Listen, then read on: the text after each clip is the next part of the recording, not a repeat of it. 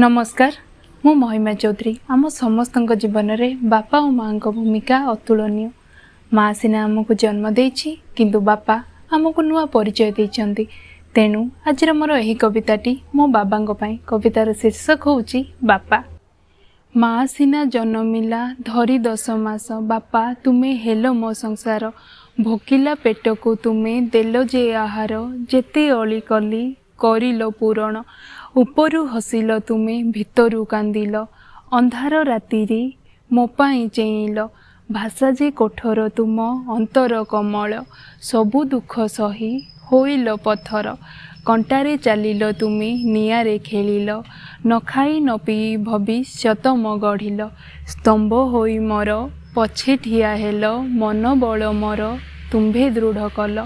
सबु सुख आनी अजाड़ी जे देल बापा चला पथ मोर कुसुमित कल। बापा चला पथ मोर कुसुमित कल। ए जीवन मोर तुम अवदान तुम झियो होई जन्मिबा मो पाई वरदान। तुम पाई आजी मोर एही परिचय बापा तुमे परा मोर चलंती ठाकुर। बापा तुमे परा मोर चलंती ठाकुर।